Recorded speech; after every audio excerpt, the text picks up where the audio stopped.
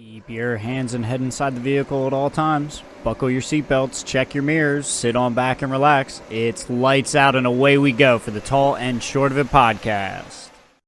All right, welcome everyone to the first episode of the Tall and Short of It podcast of 2023. We're coming to you live from a cardboard prison. I'm your host, Justin.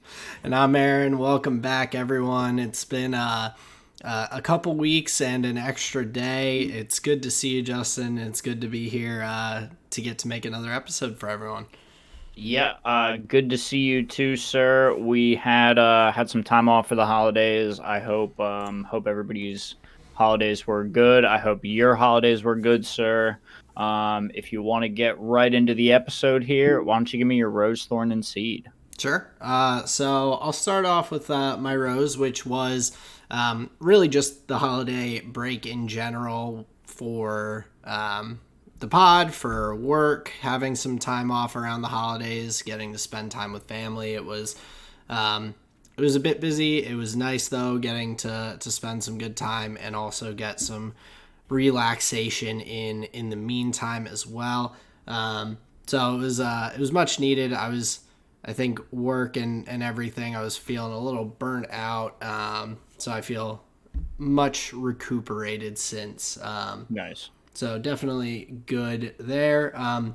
My seed is that it's been a lot. Senna has been a lot of fun to kind of see her grow so quickly. Like she's already, I think, about double the weight that she was when we brought her home. She's learning more and more. She's becoming more and more mischievous as she learns more and figures things out, which is fun. But it's been really neat to see, and I'm looking forward to all the other craziness that she brings along the way. So that's definitely been nice. And then for my thorn, it has just been a wild last week or so. Work's been crazy. The other, I think it was Friday maybe, was just a pretty brutal day. Like our newer maintenance supervisor, he's been around for maybe a month or two now, just had a stick up his ass and was like, he had all these, it's just like he had all these issues about us telling him how to do his job and things like that, when me and my property manager were just doing things the way that we had been, checking up on things, like seeing what was going on, finding out where work was at with different maintenance requests and all, because we need to know. The residents call us, they want to know what's going on, if they're at work, if they're out of town and whatnot. And he felt micromanaged, but never communicated to us at all that he was feeling any type of way, until all of a sudden it was just like he was done. And so like I was feeling pretty peeved. He basically said that he only wants communication to him about like maintenance things to come from my boss, which makes me feel kind of like a little offended in a way, because I do handle just about as much as my property manager. I'm essentially her assistant property manager. We work together. We're all a team. So I didn't think that, I don't know, occasionally texting our group message and being like, hey, just wanted to check in on this, was that offensive. But that day happened to be a full moon. There were like crazy residents. And I also Googled it out of just pure, I thought it would be funny, but also Mercury is in retrograde until January 18th, just for Stop, dude, no way. Like, what does that even mean? I have no idea. What does that even mean? I don't know, but I hear people say it, and I just think it's funny. Gotcha. But you're saying that it is, in fact, whatever it means, in retrograde? Yeah, I don't know what that means, but people act like it's some like horrible thing for astrology. Yeah, it means the cosmic scales have been tipped in one way or the other. I guess, but not in a good way. It was a full moon. I was just dealing with that, dealing with crazy residents, and I was like pretty fed up. And then yesterday, of course, we were supposed to have the episode. I had dropped Senna off at Colleen's parents' house for the day because she had a work event in the city. So she had driven in, parked her car. I'm going, have my work day. Is a little rough. Just like this week's been hectic, crazy, a lot of needy people. And then I'm driving to pick up Senna, and Colleen calls me. I'm like, oh, hey, how's it going? Like, she's like, yeah, I'm on my way to the parking lot. And then we're on the phone while she gets there, and they're like, yeah, do you have your key? And she's like, no, I gave the attendant my key this morning when I parked my car at like 9 a.m. Like, they're like, well, we don't have your key. Like, are you sure you don't have it? And she's like, no, I don't have it. I gave it to the guy. Like, I like got out of my car. I parked my car, got out of the car, handed him the key. It had a pink little tag on it. Went on my way to work, and they're like, yeah, well, we don't have it. She's like, did you call the guy that was working this morning? They're like, yeah, he doesn't have it. It's like, they're like, you could just Uber home. And I'm like, I'm hearing all this. I'm like, are you kidding me? I'm like, she's not Ubering home to like leave her car there in the city. So I end up driving home, getting her spare key, which we're fortunate she has. Like I don't have a spare key for my car. Should probably get one now. But yeah, drive home, drop Senna off, put her in her crate to sleep. Then I go and I go pick her up and everything. And so it was just craziness. They're gonna have to reimburse her for a new key. It's she had to file a claim. It's this whole thing. So, yeah, it was, yesterday was just a day. And so between all the frustrating work things and everything recently, that's my thorn for the past little bit. Damn, those are some pretty significant thorns. I'm sorry, sorry you got that going on, man.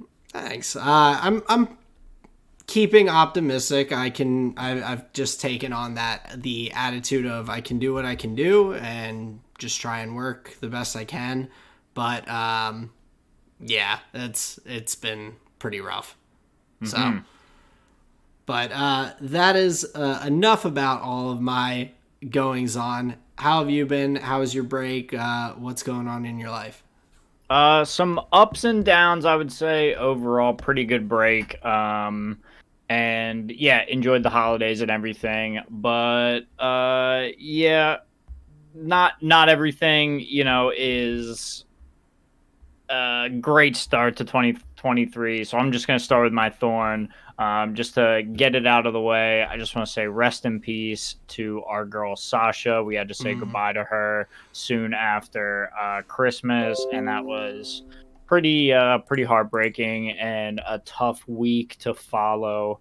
Because yeah, we miss her so much, and she was just like the light of our lives. Yeah. So that was really tough, and it feels like, I guess this is why I was like hesitant to say. It does feel like kind of silly to boil it down just to that, but yeah, overall, No, I think I don't know. That's it's family. yeah, She's and a part of your daily lives and everything, and someone that you looked forward to seeing and spending time with and everything. And so it's not ever easy to say goodbye. So I feel you. That's definitely a tough thorn. So rest in peace to Sasha. I'm sure she and Cole are kicking it and doing everything that they like to. So well, big dog park. Yeah, exactly. That's the beauty of it. But yeah, just to be grateful to her, and yeah, I guess just enjoy that nice little moment of silence. Rest in peace, Sasha. Over the holidays, one of the nice things we were able to do with that was we were able to donate a bunch of stuff. We had like beds and toys and like some like treats, and a bunch of other stuff that we were able to like donate to local organizations, people in the area, that would be able to put it to good use. And then we also had just like a bunch of other stuff in the apartment that we had like since upgraded or whatever. We all had stacked neatly, so we were able to take that to Goodwill and donate them. So even though Nice. we can't use them anymore, they'll definitely go to a good home where somebody can. So it was really fun to do over the holidays. Is just donate and share the love. And then my seed here for the week and kind of for the like beginning of the year overall, and maybe we can talk a little bit more about it later. I can just kind of plant the idea here. Okay. But me and Buddha were talking about the idea of breaking down your commander decks with like reckless abandon as though they're not your children. They are just like a creative idea for a time, but you break them down and use the cards elsewhere. And that idea was prompted by a pretty well done video. The name escapes me at the time. But it was this little thesis on like why you should break down your commander decks. And overall, I was resistant to the idea at first. I was like, nah, that's not for me. So obviously I had to be like, well, maybe. And so I thought about it more. Buddha talked about it a little bit more, and it was something that kind of interested me. And so that's been something that I've been working on. Is there were a bunch of lists that I just wholesale took apart, kind of took a critical eye over a bunch of my deck lists, and was able to kind of thin that long list of them, maybe find some better homes for cards. But yeah, overall it's been an interesting process and an interesting idea, to just like take apart these commander decks that like you've curated and worked on for so long. But overall, it's been kind of a freeing experience, and maybe one that I'll talk about a little bit later. Did you keep any of the lists of the decks that as you had them, so that Nope. No, because they'll be, the idea would be build them with a more informed eye, right? Okay. I don't care what it was. Yes, maybe I will make the same card choices, but the idea of it is like most of these decks I had never played anyway. I had built them on a budget, so it was just cards that were in my collection, meaning they were never going to win at a table, meaning the idea wasn't like really that interesting to me. Gotcha. There may have been like 1 to 5 cards that were like really cool or interesting, but past that it was just like kind of just like a cookie cutter, rather boring thing. So no, I scrapped the ones. Obviously there's a lot that I kept because I was able to make I was able to make a good argument for all of them. And I still enjoy the idea of having one of each of the like color combinations and monocolor. I just like that idea as far as commander goes. So I kept that in mind, but there were a bunch that hit the chopping block. So I've been kind of reorganizing, reshifting, and doing things like this. So that's just been super cool and fun. Nice. But yeah, we gotta take a little bit of a break here. So we will be right back. All right, everyone. And so back into the episode, we've got a little bit of F1 talk to get going. Of course, it's still off season, so we're finding things to chat about. But we do have a classic race review coming up, but just a couple of small notes leading in. two of the main members that I know of from the WTF1 crew, Maddie and Tommy, both announced the other day that they were leaving WTF1. So I'm interested to see where like their next steps take them. I know Matt has done some different broadcasts for the F1 esport and things like that. So I'm definitely interested to see where they go. But I thought that was a bit surprising and something of note. Today is also Toto Wolff's birthday. So a little happy birthday shout out to friend of the pod, Toto Wolff. So Hell yeah. Wanted to do that. And then, of course, the excitement will be starting up before we know it. But we'll get to recap last season and all the excitement that there was in Formula One Drive to Survive Season 5, premiering February 24th. So we have that to look forward to a little over a month out. What are you expecting? Max decided to be a part of it this year. We'll see if they make him the villain again and see if he wants to continue doing it.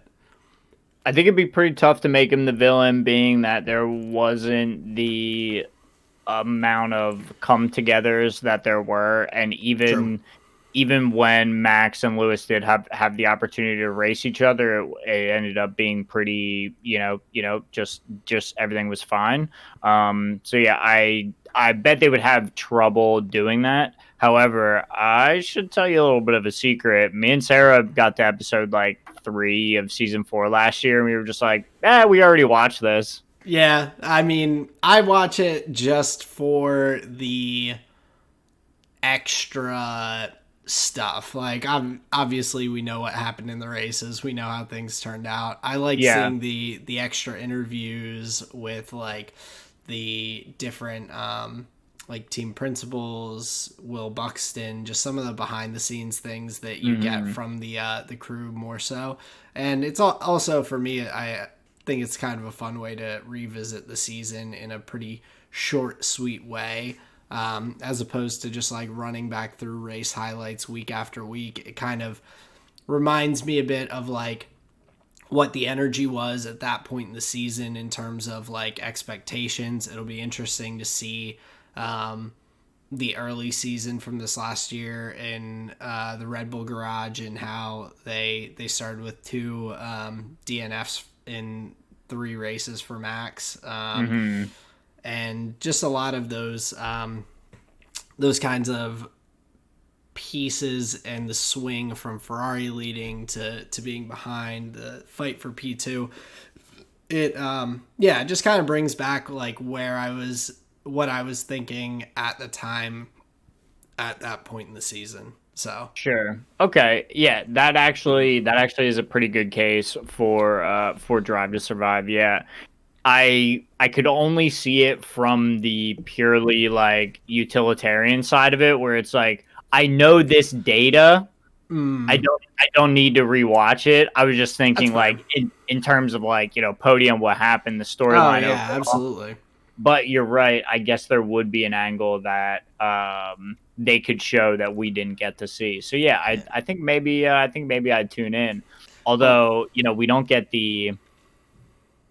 So to answer your question, then the thing that I'm excited for is Gunther Steiner, of course. Oh, absolutely. Is all his comedy that is not supposed to be comedy at all. Oh, 100%. He's entertaining. And I think it's like, for me, it's a nice way to kind of do a past season review leading into the new season. It's just like refreshing the memory and all. So I'm not on the edge of my seat watching like what's gonna happen.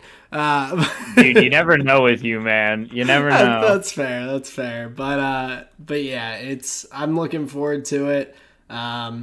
Should be interesting. It was a bit of a wacky season in terms of the roster moves and things like that. So I think that will play a decent part in the show. Of course, Seb retiring as well. I'm sure that'll be a big talking point. So I hope that they have some good extra content that I haven't seen, because I'm itching for it, man. There you go. There you go. So looking forward to that coming out. But then just some other little F1 talk. There was Michael Andretti had an interview recently where he basically said that the F1 teams that are like trying to hold him and Cadillac would be their engine builder for the Andretti team. Said basically that it's all about greed as opposed to looking out for what's best for F1 in terms of the additional eyes, viewership, sponsorships, and things like that. I mean, you'd have to imagine that, yeah, of course F1 has some American sponsors, but I feel like most of the sponsors are international, minus a few here and there, probably particularly with Haas being an American F1 team. But to bring more of a true American face to it, with Haas seemingly being managed more from afar by its American parent company, as opposed to, and having the staff in place and all, as opposed to Andretti coming in and potentially being an owner coming in, previous F1 driver as well. So I think it's an interesting thing that there is so much hesitation to have him join and his team join. They've already confirmed that they have the money to pay the buy-in and everything. They have the investors, endorsements, whatever, to pay that money, which is, I think, something like 20 million euros, or it's not cheap. So he's like, I'm ready to do it. I've got all the things lined up, and is just being kind of held out. And we've had 22 cars on the grid in many previous years. Well, the race review that we'll be talking about tonight is they had I think they had close to 29. It was ridiculous. There were maybe not on the grid, but I think there were 29 drivers, and then 3 didn't start, so it was 26. 19 finished. 26 started, and 3 did not start because they withdrew. So 29 drivers. It's nuts. Crazy. Well, okay. I mean, maybe, just maybe, there's what if there's something political going on where they don't want to have... Maybe they don't want so much exposure to the American markets, where, yes, they want to have the races there. Yes, they enjoy some of the aspects, but is there a sense in which too much exposure to the American markets from the FIA or Formula One broadcasting side, from their eyes, maybe in some way that will diminish the product, or they don't believe that's where they want to go? I for whatever reasons, I don't know, but it may not be about Cadillac or Andretti or anything. It could just be, some other factor going on. Yeah, I think that it's... So what Andretti said in his interview, he said that the teams think that they're going to get their essentially it's going to dilute the prize pool that's going out to the teams and all. Adding another team, if the same amounts available as prize money and everything, then there's less per team to win technically. But it's just, I don't know. It's odd. It seems like there's a lot of growth that could happen into the American market without diluting it to a negative extent. I think a lot of F1 fans, F1 pundits, broadcasters were very excited about the prospects of different IndyCar drivers potentially racing in F1. We had multiple IndyCar drivers getting opportunities to test drive F1 cars. McLaren had a couple, I believe, with Alex Palou and I think Rossi potentially. I don't remember who the other one was. Or it was Palou and Colton Herta. Yeah. So Yes. So there's definitely, I think, growth, and I feel like motorsport in general has been growing over recent years in terms of popularity in general.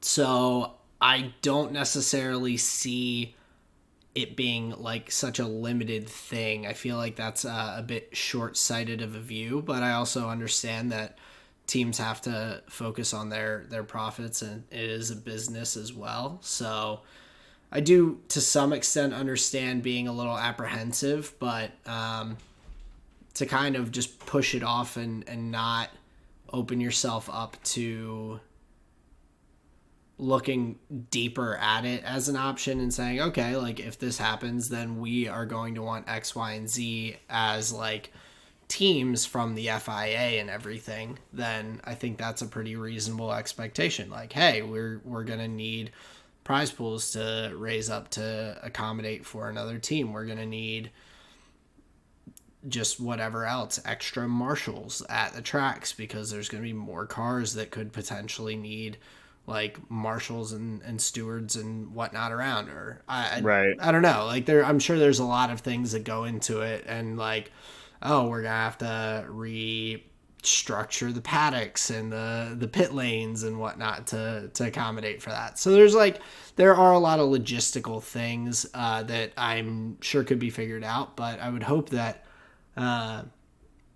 they could have like, I don't know, maybe a sit down like hearing almost, where Andretti comes in. You've got Suleiman, the head of the FIA, like all the team principals and whatnot, they're in a room and say, okay, like pitch it, and like we'll say what we disagree with or why we are apprehensive, and then see if there's a way to work it out. There might not be, but maybe they have. That's the thing. That's true. It's possible. I'm curious if, okay, so yeah, just having the buy-in money and being like ready to rock is one thing, but when you hear about all these teams with their like what infrastructures they have available, where you hear about them, setting up their own wind tunnels and having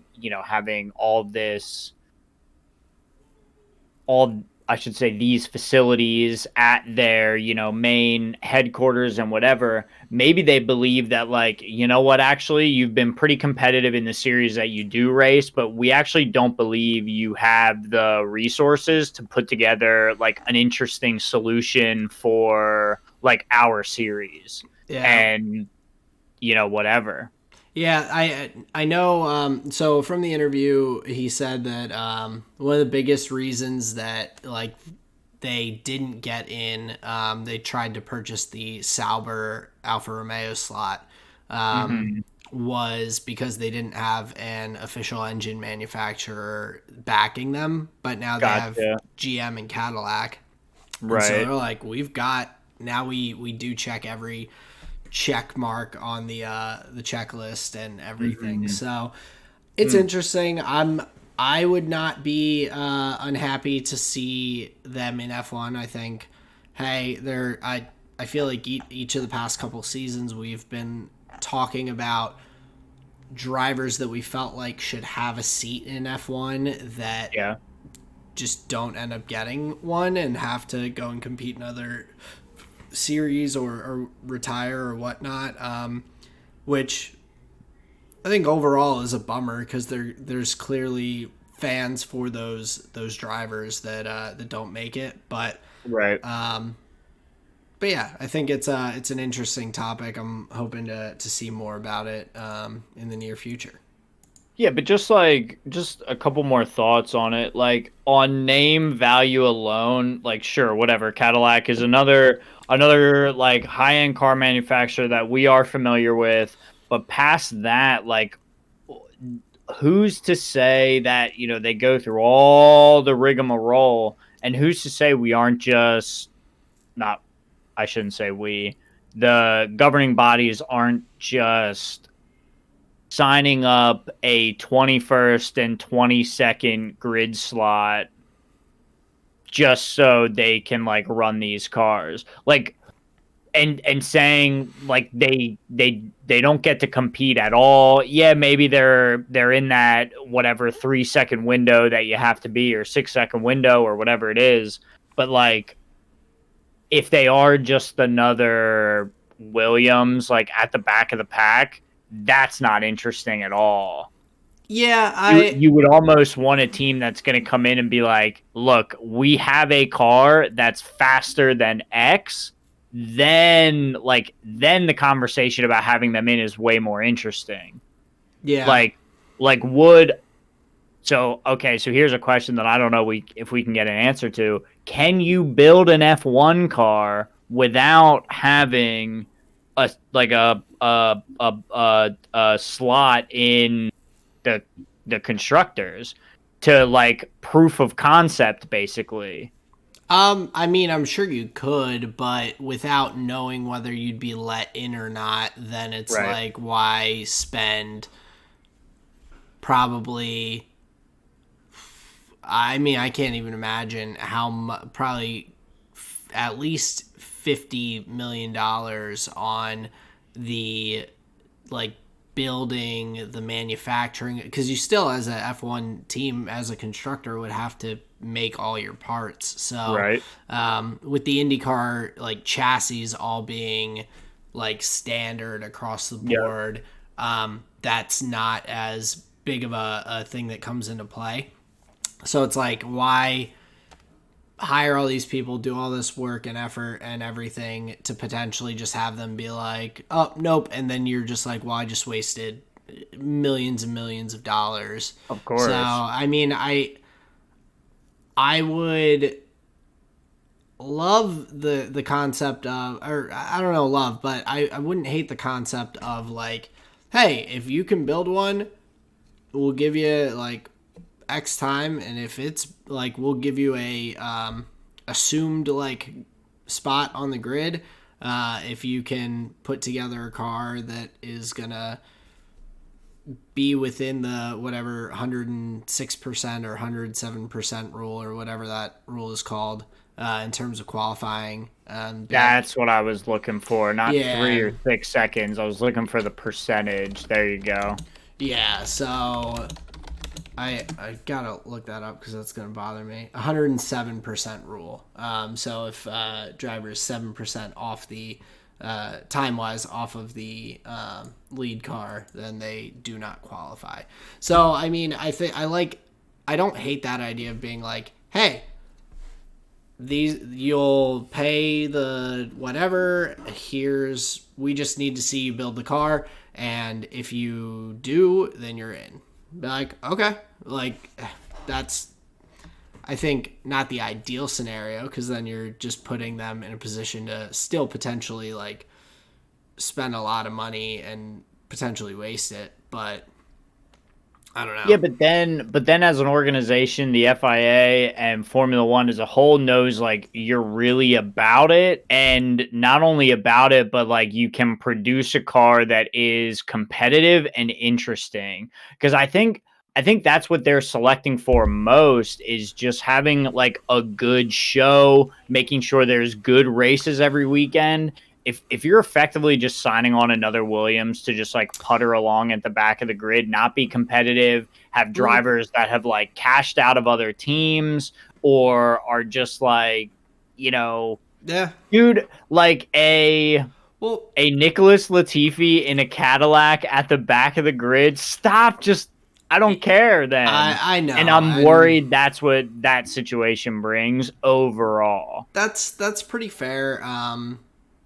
But I think that there are still enough good quality drivers.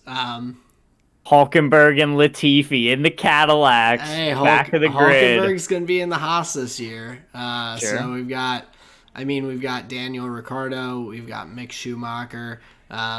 Stoffel Van Dorn has had good experience in F1. There's I'm sure other drivers that I'm missing. Some of the F2 guys coming up. Dragovic, the F2 champion, doesn't have a drive in F1. He's got a reserve drive slot with Aston Martin.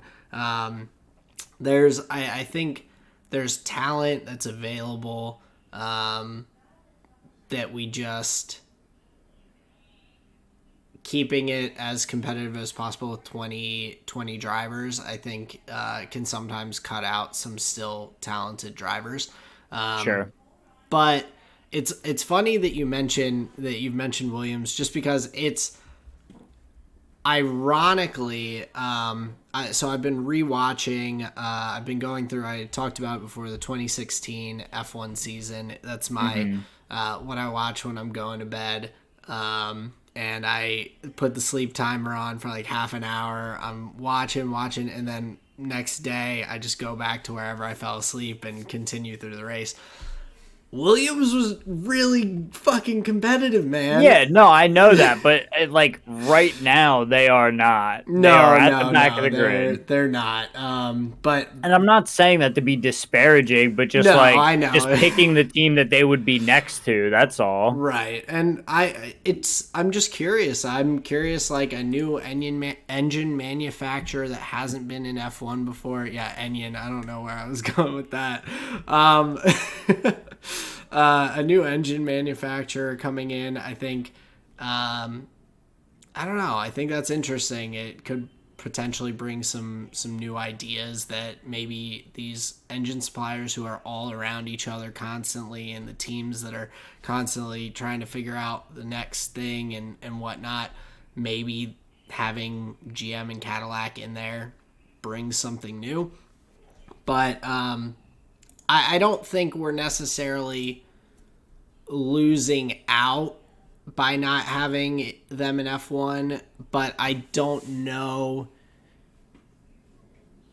if it's like the potential for it to be something that could be exciting, could be good down the line. Sure. So it's tough to say. Like, of course, no one can guarantee that that they would work out if they join F1, or that they would be a big competitor. I think one of the things I was saying that from Ross Braun had an interview, and he said that he thinks that it will probably take another year with the new regulations and everything to see and determine if the new regulations and all have actually helped to solve some of the issues of there being such a dominant top of the field, and then everyone else outside the top three pretty much of Red Bull, Ferrari, and Mercedes. And so giving it another year for some of the smaller teams to continue their development on engines and everything else to hopefully catch up a little bit and see how that turns out. But yeah, I mean, you can't really know whether or not it's going to be good. But I think that you can't tell whether or not they'd be good as a constructor or make the races more exciting. But I think that there are the other intangibles that they do bring value to F1 in terms of audience, in terms of name recognition, and I mean, they already have a large American fan base for their IndyCar team, so that fan base, I'm assuming, would very easily transition to watch F1 and have a team to root for off the bat as well. So I think it does expand the audience and fan base as well. No question about it. One thing that I think would be interesting is thinking about the race that we were watching is, okay, so let's just pretend for a minute that, like, for no other reason than it's 20 cars. That's what they deem scientifically and for safety reasons. It's just 20 cars. Okay. That's like that is a non-arguable. Let's just say from 2024 moving forward, non-arguable. It's a safety thing. What to me would be super interesting is like a race by race relegation where, so let's say you have, so what is it, 10 constructors, 2 drivers, 20 slots. What if you had 12 constructors, but based on qualifying times, only 20 drivers of those teams could get to the grid. So then, like, points become all the more precious. That adds in, like, jeopardy for the sprint races, just shoots through the roof because now here's these, like, very finite 6 opportunities where you have another shot to get points on a weekend where there's more slots on the grid than there are drivers, where it's like this musical chairs type scenario. Like that could be really interesting then, where okay, so maybe you don't do 12 teams right away, maybe you do like 11 teams or whatever. So then maybe those, like, maybe that Q1, Q2 ends up being this just like really varied scenario where a lot of teams and drivers are in play because there's more of them, and there's like this weird like chance that on a weekend you're just out because like you fucked up qualifying or whatever. Yeah. Like what? And I guess the question is like, is that an interesting idea to as like a little compromise? I think it is. I think they've done essentially that in F1 at different points in time, I believe, as well. Right. Similar, they do it for IndyCar, they do it for NASCAR. Like, Yep. I saw a clip just like yesterday of Fernando Alonso. He was like mid-interview when he got knocked out of his first qualifying for the Indy 500, I think it was, when McLaren had a pretty not great car over an IndyCar, and pretty rough performance. And so it was interesting seeing that. And so, like, comparably, I think it does bring some interest, but I think the biggest issue is just the extremely high cost of F1. Like, it's fine to do that in IndyCar, in NASCAR, where the chassis are all the same. They're very standard. They're built for everyone. You're just swapping out engines, tires, tweaks to the existing stuff. Where a team coming in, building a car, putting all the money and time and effort in and everything, and then not being able to race on race day. I think it's just at this point in F1 too steep of a financial barrier to potentially not even race. All that ad money goes out the window and stuff because like you're not there, people aren't. Right. Yeah. So sure. No, I hear that. So I think it's like I don't dislike the idea in general. I think it is an interesting concept because it does give the ability for kind of an any given day scenario where a George Russell can have a rainy day and end up in P2 for a race in the Williams and everything, and have kind of a crazy first podium. And it does open the door for that excitement. I just don't think that teams would be amicable to putting the financial investment in and then for potentially nothing. Sure. So, but I think it's an interesting concept. And so I'm sure we'll continue to hear more from Andretti and their camp and probably some from the FIA and teams as well. Apologize for the doorbell. Senna is very sharp in figuring out how to get attention to go outside. So wait, how did she hops up and hits a doorbell? It's we have a plug-in thing for the wall that makes a doorbell sound that is wirelessly attached to a little touch sensor that we have stuck to the wall, like on her level by the door. So she goes up and bops it with her nose when she needs to go outside.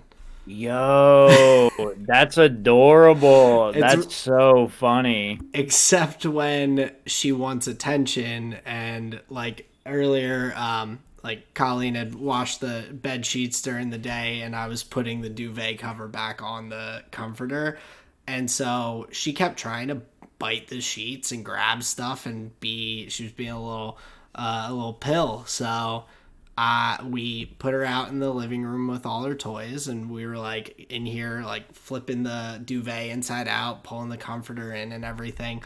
And she just goes and holds her nose against the button, and it just goes ring, ring, ring, ring, ring, like so 20 times in a row. She's like, oh, I know how to get your attention. You're Damn. So she does use it for that sometimes, but but yeah. So apologies for the doorbell for everyone. That's awesome. So interesting. I'm sure we'll hear more. Another interesting thing that I had seen over the break was that Ferrari has lost two of their bigger sponsors. So Veloz and Snapdragon, who contributed total $55 million in sponsorship money to Ferrari, are no longer going to be sponsors. Snapdragon was apparently a financial breach of contract, but with Veloz, it was that Ferrari didn't comply with contractual clauses about creating NFT images or something like that. So I don't know. It was, I guess they were supposed to contractually do some sort of NFT image sale or something and didn't do it. So I don't know. That's what the news that I saw said, that they'll be missing $55 million in sponsorships. I'm sure many people will snatch up the opportunity to sponsor Ferrari, but right, it was odd. Whoa, man. So they didn't make an NFT. Well, good on them, dude, because that ended up just being like a big old cash grab and like not meaning anything. So hopefully they were like, oh no, we're not gonna do that to our fans. Yeah, so that's pretty cool. Odd, but I don't want to give them like too much credit or whatever, but that's cool. No, definitely. I mean, and like I said, I'm sure that they will easily find sponsors to replace them. So we might just see a couple extra stickers on the Ferrari this year to fill that $55 million gap. Maybe not stickers. Maybe it'll be those rotating screens, brother. Rotating screen. Some spinners on the wheels. The wheel covers, like the Google Chrome wheel covers that McLaren had this year. I will say McLaren, I think, is probably the top of the teams in terms of the way that they market their sponsors and everything. Having the QR code, like company logo on the side of the cars, the rotating screens panels that they had put into the cars and tested out. Some pretty cutting innovation for sponsorship. So definitely cool. But yeah, Ferrari, they'll, I'm sure, figure it out, but that'll be a temporary pretty big hole in terms of their finances and everything. So then just before we get into the race review, classic race review, there was a poll done for the drivers. I wanted to hear your thoughts. So it was a poll of the top 10 drivers of 2022 rated by the drivers themselves. So gotcha. It was a vote put out. So first is Max Verstappen. Second was Charles Leclerc. Third, Lewis Hamilton, tied with George Russell, tied for third. Fifth was Lando Norris. Okay. Sixth, Fernando Alonso. Mm-hmm. 7th, Carlos Sainz. Mm-hmm. 8th, Alex Albon, tied Mm-hmm. with Vettel and Perez for a 3-way tie for 8th.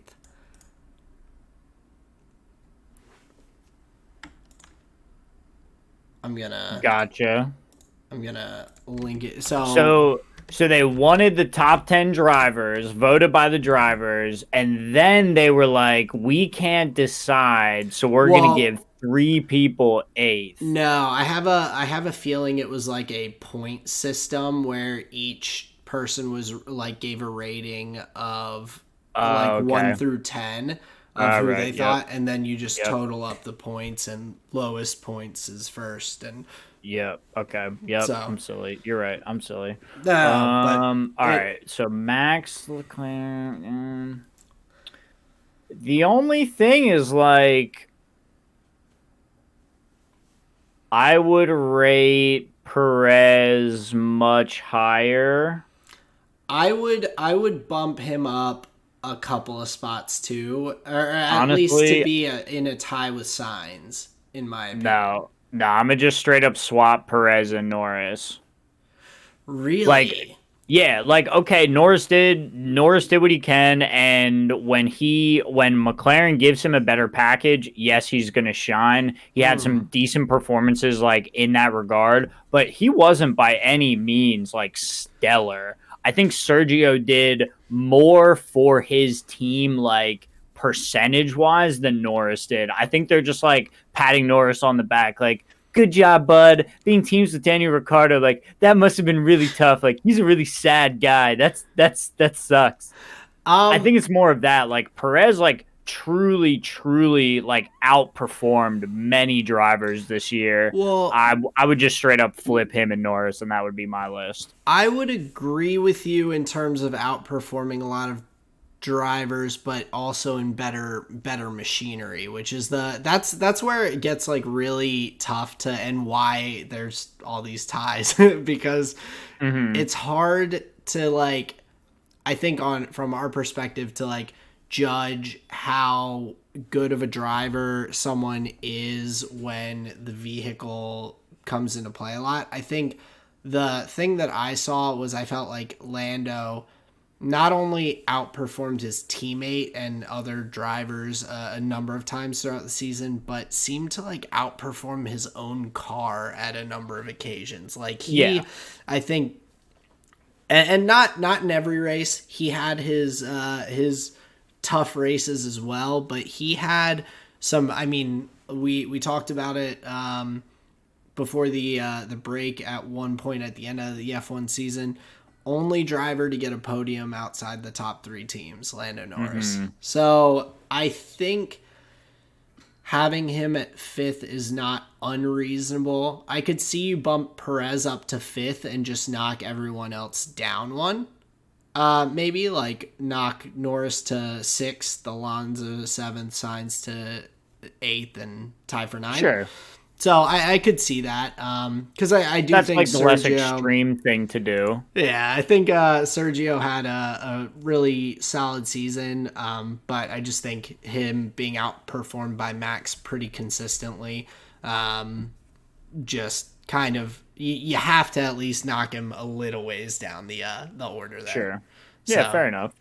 But yeah, overall, I think that's really funny. But like, there's only 20 people, so yeah, right. Eventually, it's just like, who doesn't get to be on the cool list? Well, I would have expected it more to be like a top 5 or something, and I'd be curious to see like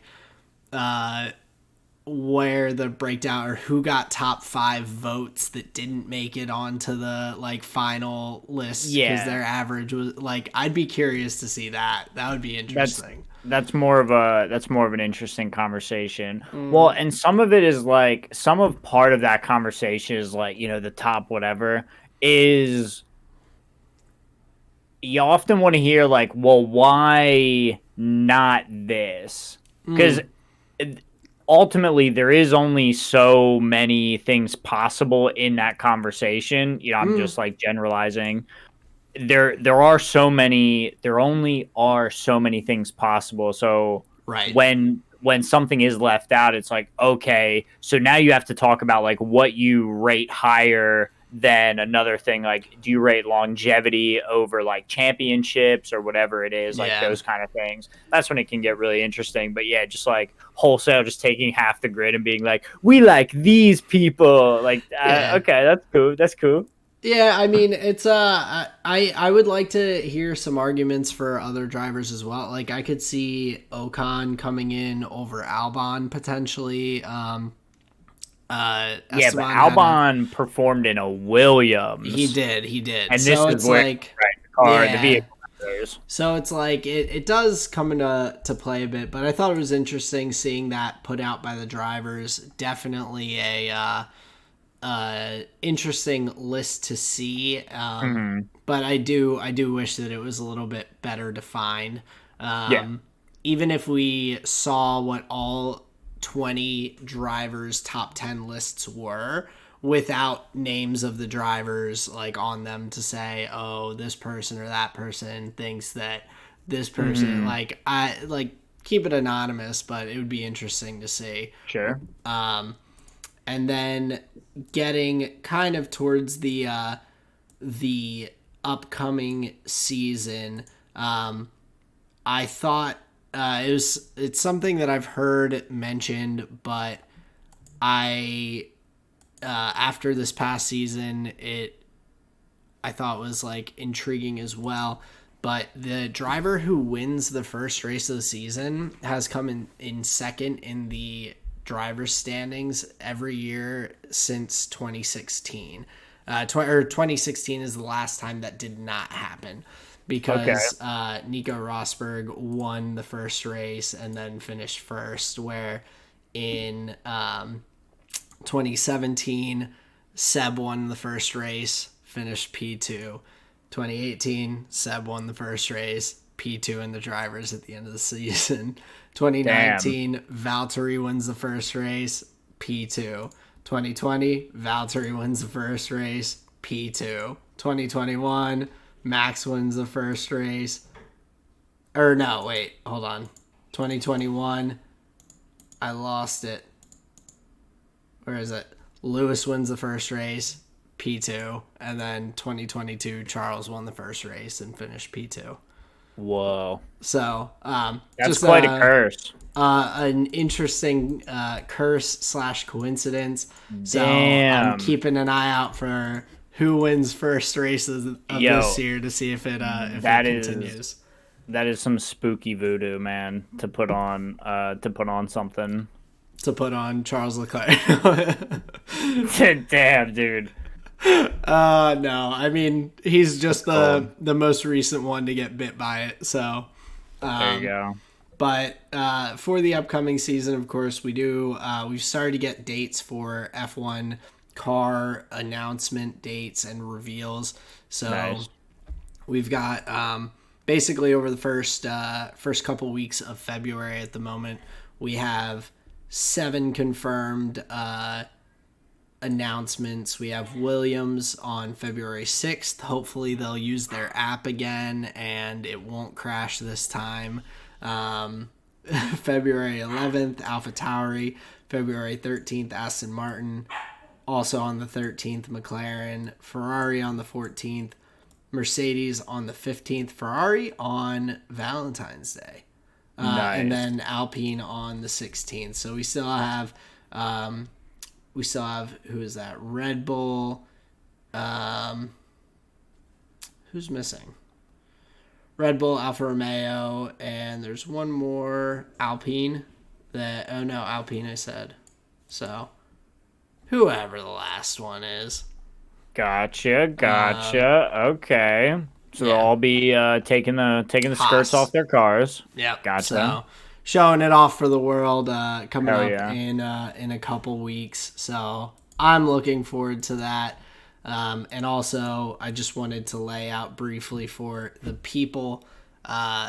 We've discussed and are looking to do a kind of breakdown team by team leading up into the season, doing 2 a week starting January 25th episode, so 2 weeks from now. going 2 teams per week, looking at drivers, looking at the constructors, starting from last year's bottom of the grid and working our way to the top. So we'll lead into the upcoming season, kind of going through all of that. Mm-hmm. And then maybe sprinkle in some of the drama and the tea from the Drive to Survive season. Oh, absolutely. There. If there's anything good, we'll definitely get to talk about it. So hell yeah. But yeah, let's talk a little bit about this classic race that we were watching. Now, my first question for you is, how did you end up watching it, and was your broadcast in English? No, my broadcast was not.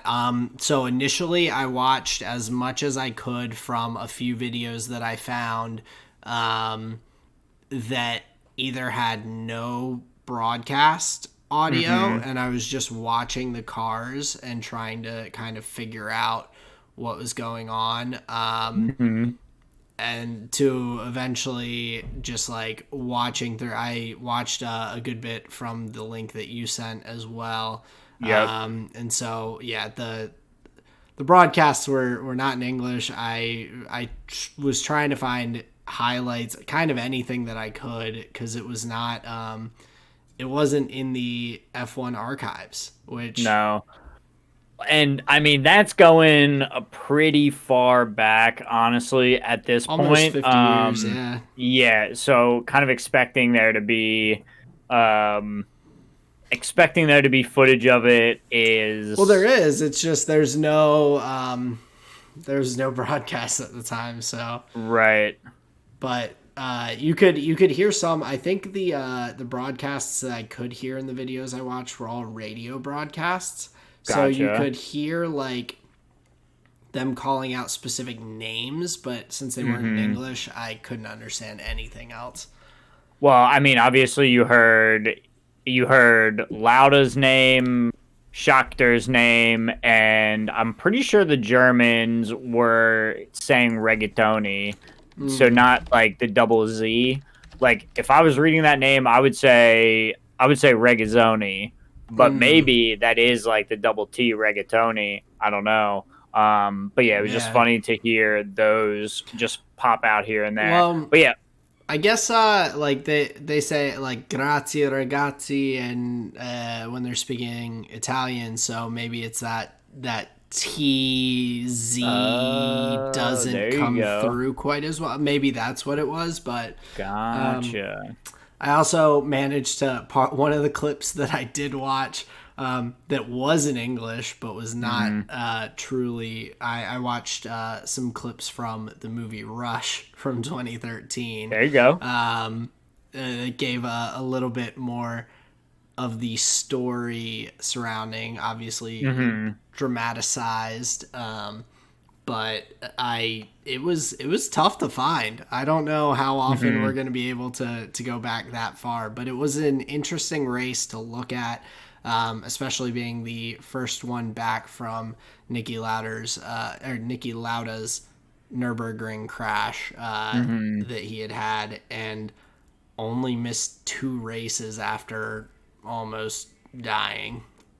Yeah, I believe this race was like sometime in December, and the German Grand Prix was in August, I believe. So it was literally just like, it was like a month and a half or whatever. But yeah, so that was the like rainy day at the Nordschleife where, you know, he crashes, other drivers pull him out, like fiery, scary spectacle, just like horrifying, not cool. This is the final year then that they included the Nordschleife section in Formula One. They said nope, too dangerous, we're not running it anymore.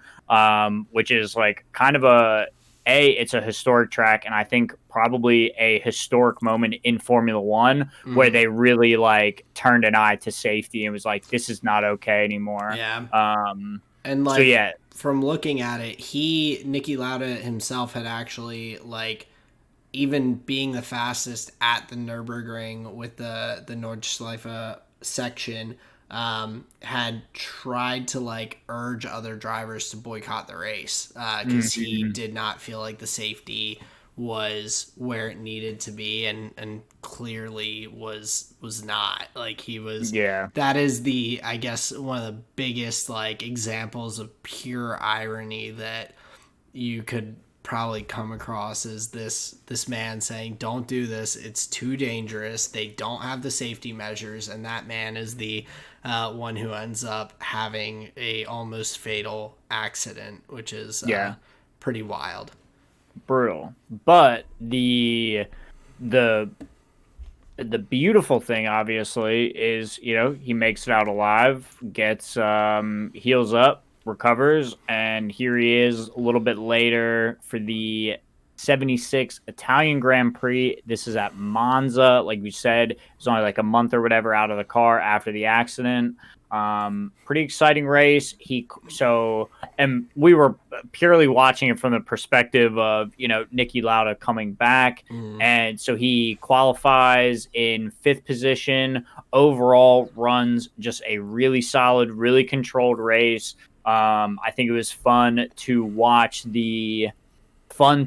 him in those vehicles. Because obviously, you know, following the top of the pack, you got to see him a good bit. It's so odd, like, watching it, because the cars just look like they're going so slow. Like, I know they're not.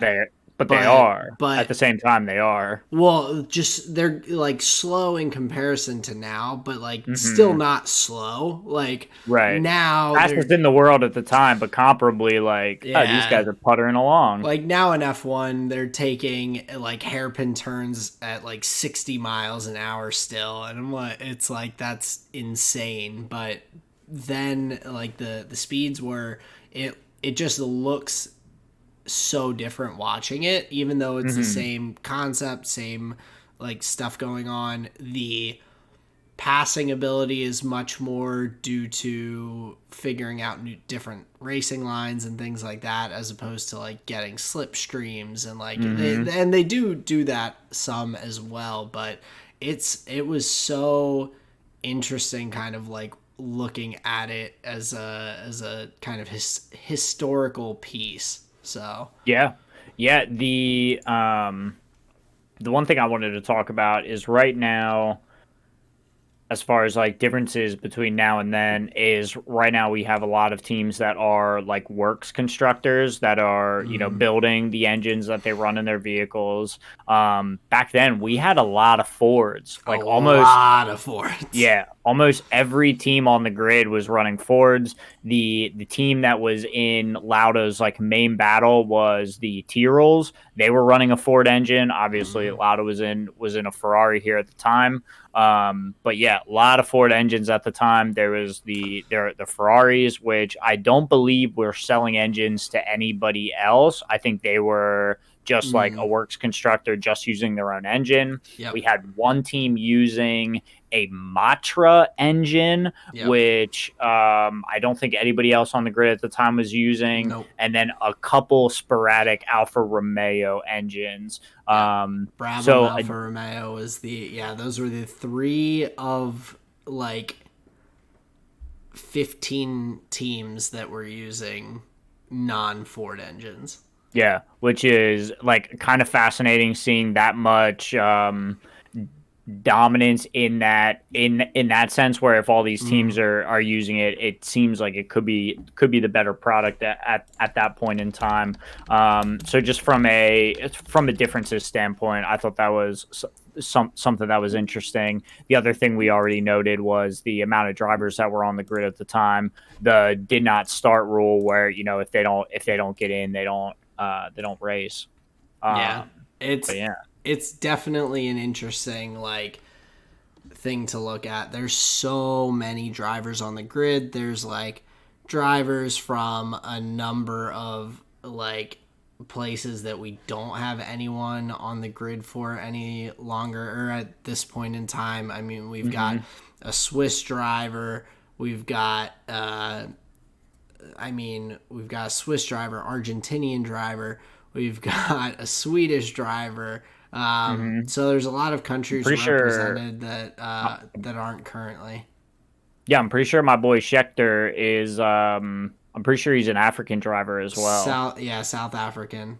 Yeah, there you go. So So all sorts of variety going on. yeah, so very very interesting race. And Nicky Lauda like coming back after what he went through, qualifying P5, then finishing fourth overall in the race.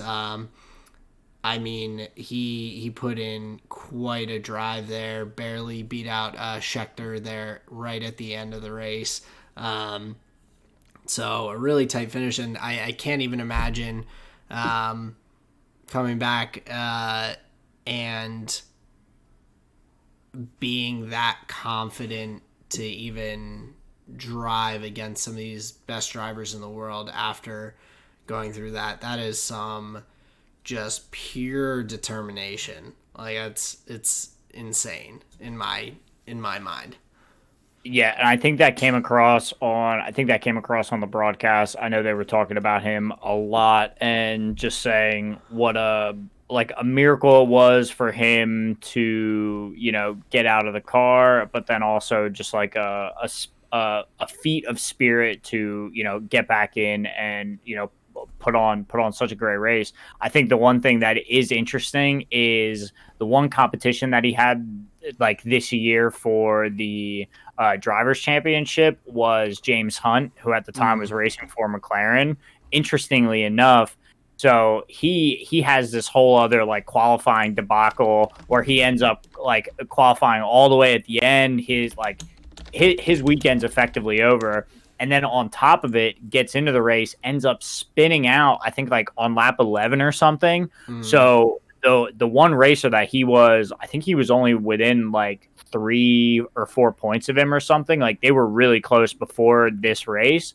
And then the Nicky Lauda's performance, qualifying P5, gaining a place, just overall racing really well, kind of edge that lead ahead of James Hunt, who at the time was his main competition. Like he didn't even have to worry about any of those guys that he was racing against at the top. So from in the context of that year, like where they were in the championship, it was actually pretty pivotal for Nicky Lauda to put that kind of performance in to stretch that lead, like going into to the final leg of the season. Because if I remember correctly, I think this was round like 10 or 11, maybe. I think it was a little bit later to where they had already accumulated a good bit of points and not many races left. So it was round 13 out of 16. Yeah, there you go.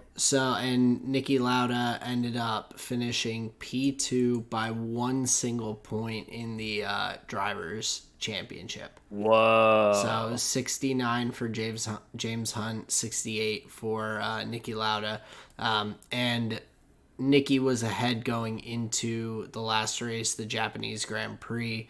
James Hunt finished P3, and Nicky Lauda ended up retiring in that race. Damn. So, the decider at Suzuka. Yep. Whoa, that's exciting. So a very, very crazy year. The fact that he did that while still missing 2 races, recovering. I mean, he won 4 races that season. James Hunt won 5. James Hunt retired from 5 races. Nicky Lauda retired from 3 and missed 2. Nicky was on the podium the first 7 races of the season. Whoa. And 8 of the first 9. So he had quite a year leading into when he had his crash. So really an incredible season and a really interesting one to look at and an interesting race back. Yeah, I thought it was a lot of fun. A lot of historical context for, like you were saying, the movie Rush. This is kind of the period that centers around. So we get to see some of the spirit, some of the events that are in the spirit of that film. So I thought that was kind of neat. But overall, just getting to see Nicky Lauda race, and after kind of such a scary scary thing. Yeah. But No, yeah, absolutely. I really enjoyed going back. Another classic race review in the books. Yes, sir. Yeah, I So thought that was really exciting. some fun F1. We'll probably look to have another couple of those before the season as we're leading up to the kind of intro that we're doing with the F1 season with the teams and all. Mm-hmm. We do have some League of Legends, of course, to talk about as well. But leading into that, one of the big things is in the LCS, Dash is not going to be the mainstay host that he has been. Just won the 2020 Esports Host of the Year award, and then is not going to be the main host for the LCS in North America for this upcoming season. And is that also because this is the detail I didn't see? And like, was he fully released by Riot? Is that the thing? So Or will he still be working Valorant? I think that he essentially what I was seeing was that the LCS says they're taking a new direction that doesn't require a everyday host kind of person on the Oh, broadcast. okay. Gotcha. Which cuts him out, but he's one of the reasons that a lot of people watch it. I think like he's just phenomenal at the way he kind of leads conversations and everything and keeps things moving. So I don't know for sure if it is going to cut him out of like as a whole Riot, but he's not going to at least be the host of LCS. Sure. He is going to be still involved with the LCS broadcast, I'm assuming, for like bigger events and things like that. So I'm sure he will see him as like a host for probably playoffs. And so he said that he's still going to be in discussions and whatnot with Riot to be a part of the scene and is let's see, he said basically that they're looking at ways that he can still be involved throughout the season, but just not as the like every week hosting kind of personality. Okay. So Yeah, that's makes sense. Unfortunately, he loses. I mean, yeah, he loses his job.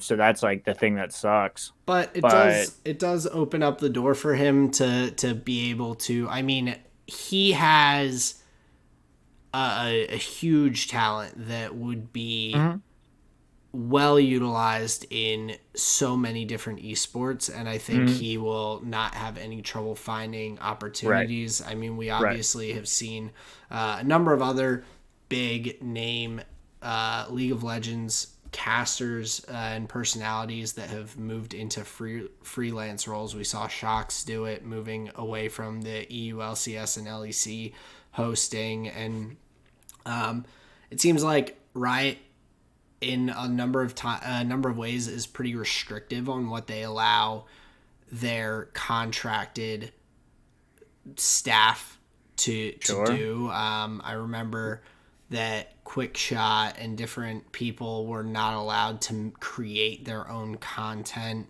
outside of Riot sponsored things, and so for Shox to be able to then go over and do things with like CSGO and different esports and everything, I think it sounds like Riot maybe has some restrictions on their talent that the door opens up a bit more for them by being in a freelance role. So I think hopefully it will provide opportunities. I mean, Azael as well went to a freelance role last year in 2020, or well, sorry, 2 years ago in 2021, along with Captain Flowers, I believe this past year as well.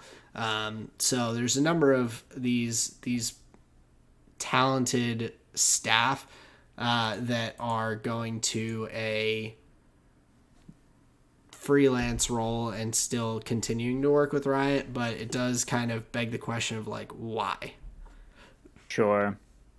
Yeah, and maybe like, well, with their changing the schedule and the way they are like shifting the focus onto some of the other leagues and giving them like the prime spots, if they are like just changing the product wholesale, like yeah, sure, these growing pains are going to happen. But yeah, I think it is just going to allow these individuals just to spread their wings and kind of just improve their own career and get their hands on as many casting opportunities as they want for whatever game like they want to be involved in.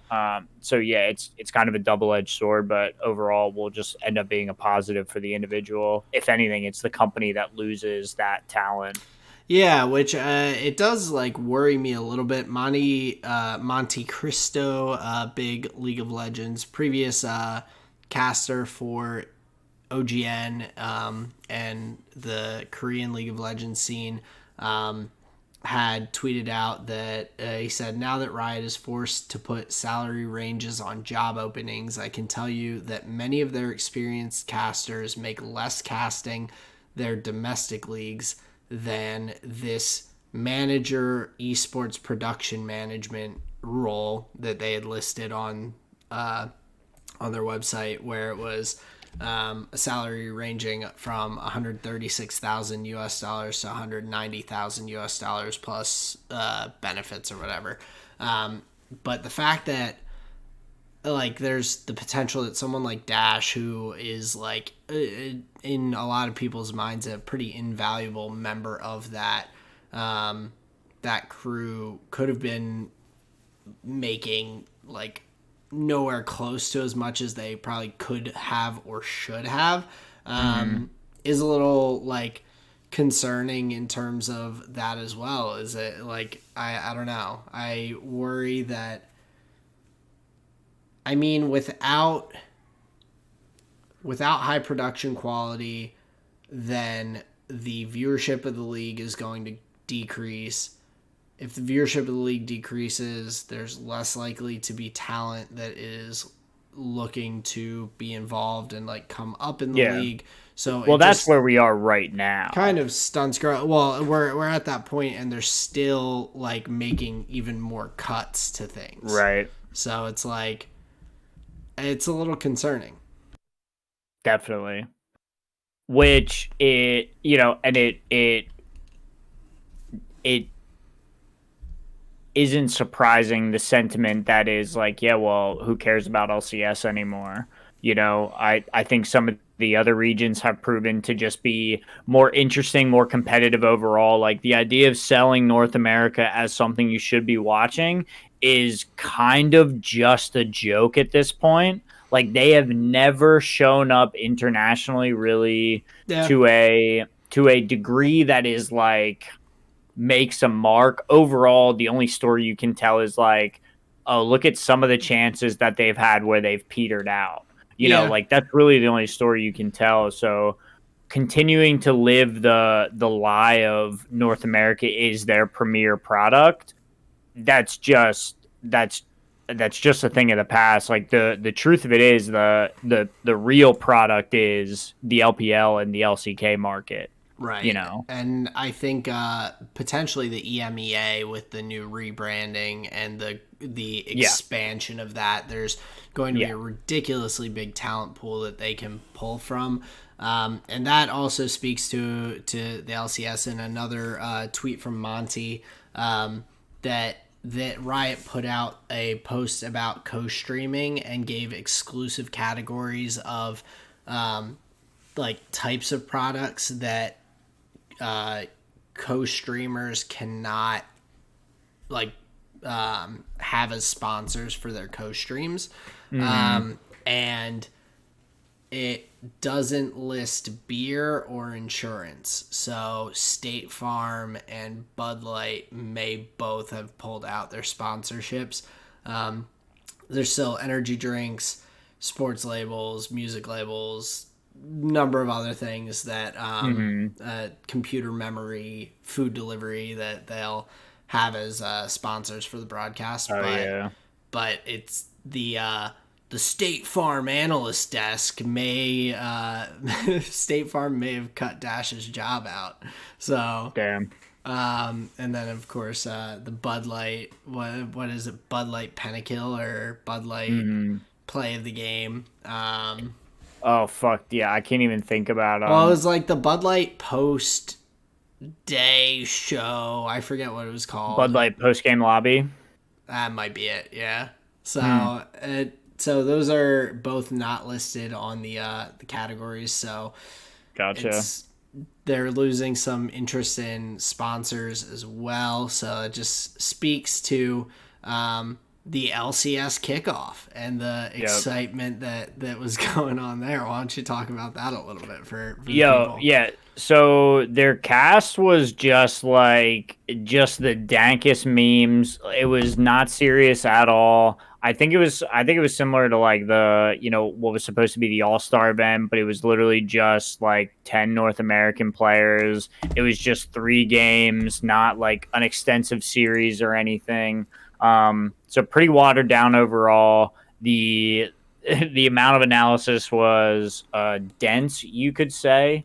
They did some weird format where you couldn't pick champions that were in the previous game. They didn't do bans though. You just couldn't play something again. Yeah. So that was odd, whatever. So Works you got out to some weird team comps. Yeah, some very weird team comps. You get just some crazy fun games. The Zoomers beat the Boomers 2-1. The Boomers took the first game, with their sweet Jensen Rise comp. It went pretty well. But yeah, after that it it was just the Zoomers getting busy with it. Yeah, it's it was not interesting at all, as you could tell by my delivery here. It's frustrating though. Like, yeah, I want to root for the LCS so much, but like they for so long have just pigeonholed themselves into memes and cheesy things and corny shit. And like, not that the LEC broadcast didn't do corny stuff. They had Medi time and Vedius in his muscle, like blow up muscle suit and like the weird, like super corny stuff too. Right. But they also bring those around into very analytical like pieces on the broadcast and everything. Like they always have a reason that they're like, we can bring the fun, but it's not just tons of damage. Oh, he got a Triforce. Look at that. Tons of damage. Like, the LCS has just memed itself to death almost, it seems like. And Zoomers versus Boomers as your LCS intro. Like, yeah, dude, that's a bad joke. That is a bad joke. Like, none of these people are boomers. Like, none of, like, they are literally all millennials or Gen Z. Like, right. Friggin', it's just, I mean, fucking Contracts was a boomer and he was born in 1999. Right. Like, come on. That is... Yeah, like, Jensen and Core JJ maybe fit that joke or the meme, and but Solo's was born in 93. He's actually the oldest that was on the team, but man, that is not like that's not the way to try and like get people excited for the season. No, not at all. It doesn't show the level of competition at all. It's not indicative of like the games that we're going to be seeing. So yeah, I think a pretty low effort. Yeah, I don't watch the standard broadcast. I watch like replays and VODs, so it's not going to negatively affect me. But the fact that I do that is partially due to the quality of the broadcast. Not entirely. Life has changed since I used to be able to spend Saturday and Sunday watching 8 hours of League of Legends straight, but Yeah. it doesn't get me too pumped on the season. No, not at all. And honestly, I think I'd probably even just enjoy focusing on like LCK, LPL, EMEA, and then just like tangentially. If there's anything interesting, yeah. Right, But right. I'm not too sold on it as of right now, which is kind of a shame, unfortunate. But the teams that we end up talking about the most end up just being those like the Chinese and Korean teams. The closer and closer you get to that end of the year, the less the North American conversation matters. yeah, So it yeah, it's definitely disappointing. But talking about one of the Yep. bigger regions that we're probably going to be focusing a good bit on, the LPL. We had one interesting kind of bigger change in the LPL, and we wanted to kind of look a little bit at some of the top teams because they do start up here very shortly in 2 days. So on Saturday we have the first LPL matches, and we'll have some games to look at next week on the podcast. But one of the big notes was that V5, who finished third in the LPL season last year, had a merger with Ninjas and Pajamas, who we've seen in the European LCS way back in the day. They had a merger for their esports companies as a whole. And so with that, Ninjas in Pajamas, NIP picked up V5's League of Legends roster in the LPL. They were quoted as saying, "Today we're taking a massive step towards that goal by entering a new market together with Chinese esports group ESV5 to create NIP Group, a global organization that fields teams in all major esports titles," NIP said. So just looking to get their foot back into the League of Legends scene, where, like you said previously, a European team. I think it'll be pretty interesting here with them coming into China. I believe their lineup is very similar to what they had when it was V5. So I don't think anything like too crazy going on there. But yeah, just a legacy name now back in esports, and they'll be playing in China, which I think is pretty fun, pretty interesting. Definitely, and they have a couple of changes with the roster. So they have let me see here. So they're going to be going with Invincible, Rich as their two top laner, Invincible and Rich as their two top laners, XLB as their jungler, Dream as their mid laner, Photic as their bot laner, and Juo as their support. And so V5 had Photic, Juo, XLB. Juo was added at the end of this past year, so he was brought on to replace PP God, who moved to OMG. We also saw Karsa leave as their jungler to go to Weibo Gaming. And so XLB is coming in to replace him, but Invincible, Rich, Photic are going to be kind of the new incoming players there for those positions on the team. I'm going to take you on a tangent.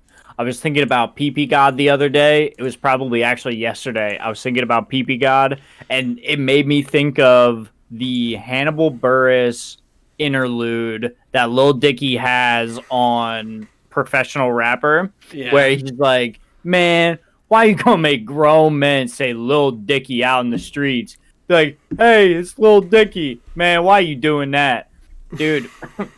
First off, That Hannibal interlude Buress is hilarious. Yes, he is. Yes, he is. But the name Pee God makes me think of that. It's like, man, why are you making grown men say Pee God in like an intense way? I just don't understand how, like, I feel like there's gotta be a list of names that, or certain things that have to be, like, limited from, from your in-game name for League of Legends, for these broadcasts. Like, I'm sure there are plenty of things. I mean, they made Sneaky back in the day. Sneaky used to be Sneaky Castro. Hell So, yeah. I mean, they have made players change their names before specifically for broadcastability. But then they're like, yep, okay, Tarzan, okay, that's fine. Cream, all right, that's like borderline, but okay. Breathe, all right, yeah, we can go with that. PP God, yeah, that sounds fine. Like, what? It is funny. That's actually great that you related it to that skit. That's hilarious. But it's very much the same thing because, It is. dude, even Sarah said that I put on Save That Money when we were like in the car driving somewhere. That was the first song that I put on, and she looks on the to see who it is, and in like a serious tone, she was like, I don't know how I feel about his name being Lil Dicky. Like, isn't that kind of whatever? I was like, Sarah, that's like the whole joke. It's a bit, da da da. And she was like, oh, okay, okay. But yeah, very funny. She felt the same way. She's like, I don't want to say that. That's gross. Yeah, it's a funky name, but Keepy God. it does get your attention. That's for sure. Yes, it does. So, But he's actually nice with it too, and that's the important thing. yeah, But man, yeah, is talking clean. about the LPL. Let's start at the bottom. We just grabbed the top 10 list from LPL Summer. So starting with Fun plus Phoenix, their lineup this year, they've got 2 top laners, 2 junglers, 1 mid laner. Wouldn't we be starting with Billy Billy? I was looking at Sure. LPL 2022 summer season, not playoffs, so I could be wrong. Gotcha. But Yeah. Billy Gaming. Either way, Billy Gaming. So they've got Bin in the top lane, someone who we've seen have some pretty good performances past. Can and Jun in the jungle, both who are newer to the team. Yagao, who has had some good performances in the mid lane. And then another couple newcomers with Elk as the bot laner and Jayway as support for the team. Gotcha. Okay. I see where we're looking. So a couple of these players unsure on, although it seems like the top side here we've got Bin, Yagao, and Can and Jun. Obviously Yagao, Bin, solid players. I think Elk has played pretty well as well, but the jungler's a little more unknown for me. What do you think there? Well, I think it's pairing some really good talent with some young players who are kind of newer to the scene. Just looking at Bin and Yagao. So Bin, of course, he won the LPL 2022 spring playoffs with RNG. He won MSI with RNG before ending up being released and going to Billy Gaming for the LPL summer split. Yagao also has played for JD Gaming up until the end of this past season. So he's gone on and won the LPL summer playoffs, finished second in the LPL summer split, third, fourth place in Worlds. So they've got two really talented guys. I think that it's going to be kind of tough to know how they are going to perform based on just the rest of the team. I mean, Shun was contracted with IG, but they Invictus Gaming, but they have not had the most successful times with him on the roster. And he really only played 2021 and 2022 in the LPL. Can is someone who they're bringing up from the junior team with Billy Gaming. Elk, he's been around for a little bit. He was with Team WE. He was with Ultra Prime. Both of who did not have really phenomenal showings. They finished third in the LPL 2021. And then Jayway, he is also coming up from BLG Junior.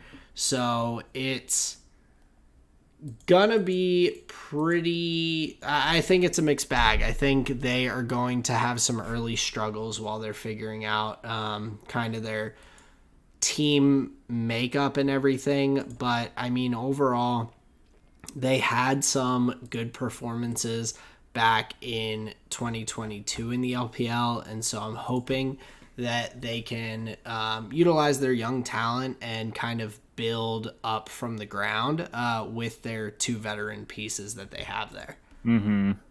Yeah, no, I think that's a pretty fair assessment.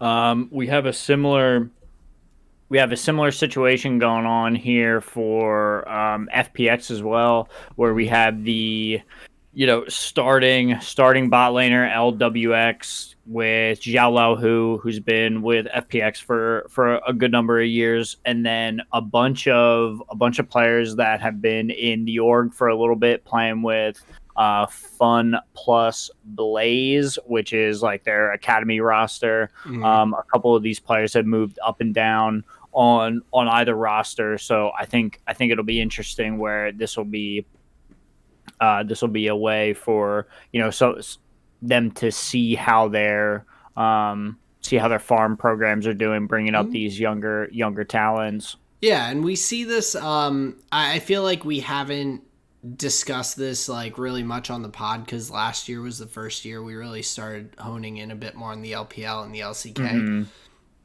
The LPL has a ridiculous farm system that they can bring players up through. They have the LDL. They have a number of different Chinese leagues that they have players. Players looking back to like Huan Fang, who was a stud, I think 2 years ago at Worlds. He was like this standout that had gone from nothing, playing in internet cafes, to being on an LDL squad, to getting that opportunity in the LPL and making some good performances. There's clearly a lot of talent that China has regionally, and so us saying that these teams bringing up these like academy kind of players and not being sure doesn't necessarily mean that they're going to perform poorly or not be able to compete with the veteran talent that's in the league. It's just kind of a level of unsureness that we don't know the names because there just are a lot of unknowns, and the like lower leagues over in China are very, very different from like the lower leagues in North America, in Europe, in any other of the smaller regions. So just to state that, but I think that, again, building around two solid veteran pieces, like you said, with LWX and Xiao Lao Hu, I think that is... I feel like having two veterans is kind of like the perfect like number if you're going to do somewhat of a rebuild as opposed to like just trying to bring in current top talent. It allows a lot of room for growth and new ideas while still having that veteran leadership. So I think with FPX having some really good performances historically, hopefully they will we'll get to see some of these new talents perform well coming up into the LPL this split. Yeah, because obviously it's a pretty competitive league. So if teams aren't getting the results that they're looking for, they, like you were saying, they have a wealth of opportunities to pull players up. And FPX is one of them. But yeah, moving up to position 8 was OMG. Again, we've got PP God as support, and they've also got Jerry on contract. PP God, known entity. Jerry, I have not seen play. I have not either. And so they have they're keeping a decent bit of their roster with Abel as their bot laner, Cream as their mid laner, Aki as their jungler, and then they did bring in Moonyan, who is a new top laner, but they still do have Shanji on contract as well. I don't believe we had done a ton of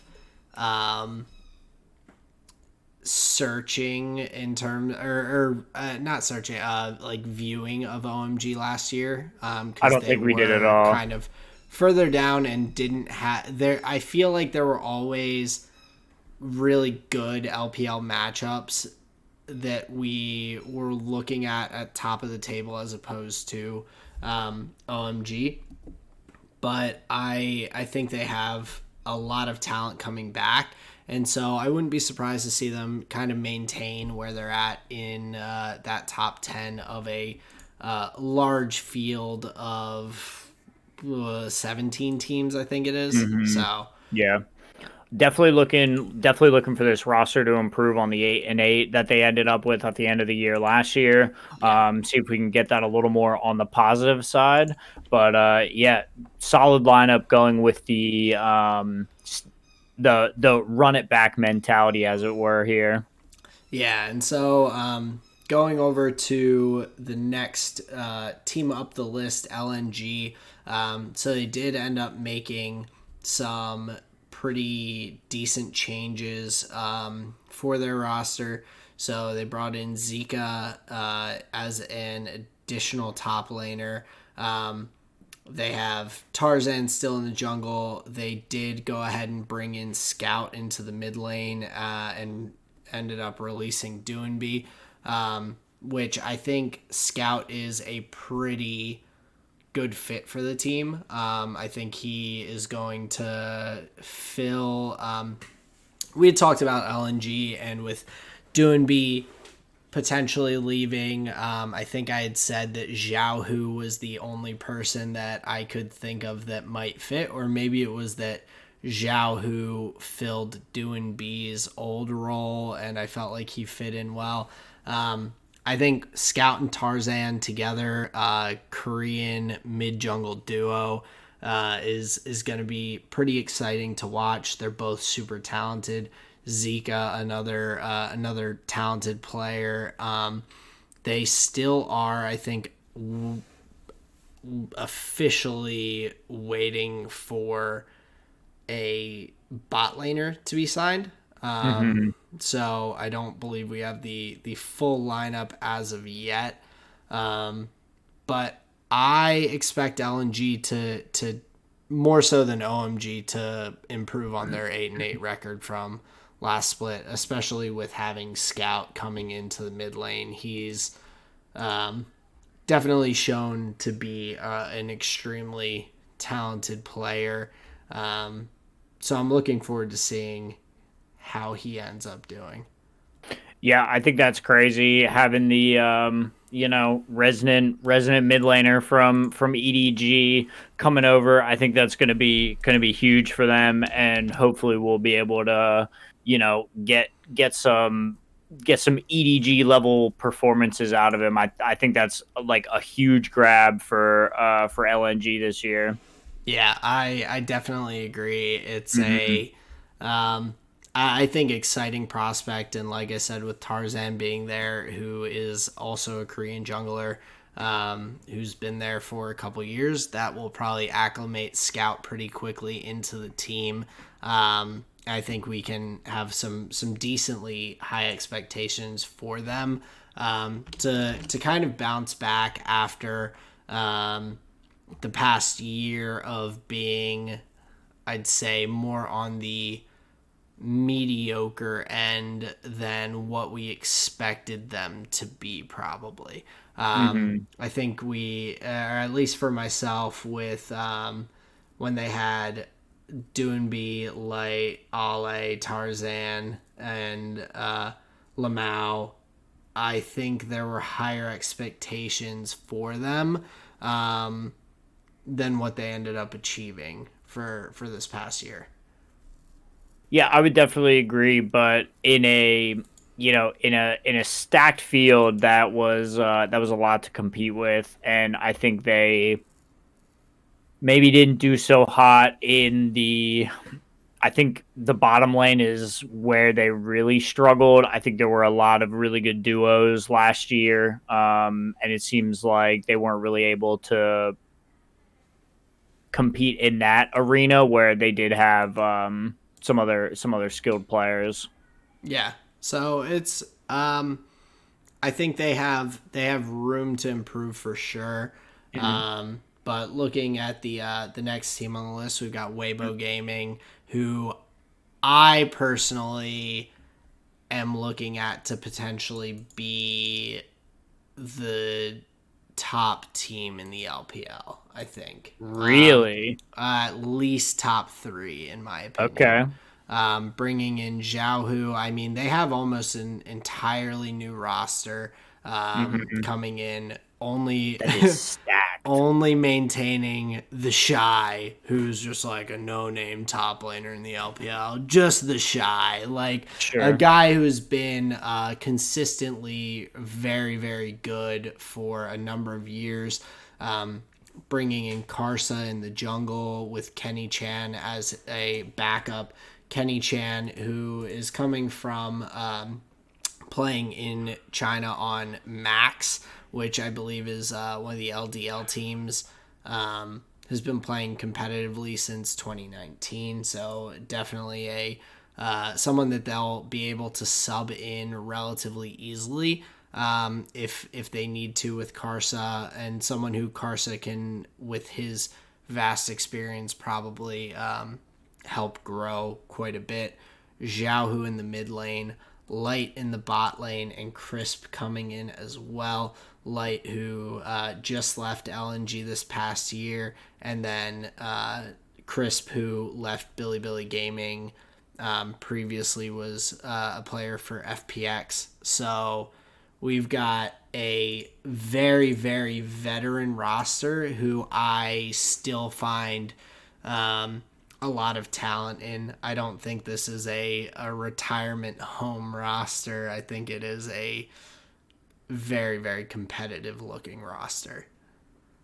Yeah, and that's really interesting. Looking at Crisp, I'm not too familiar with the player. Looking at Crisp, his champion pool includes hook champions like Thresh and Nautilus. Thinking about how aggressive Karsa can be, that may be a pretty interesting pairing where if you have an aggressive support, aggressive jungler, you can set up some creative plays. I'd be interested to see what kind of macro game they're able to come up with.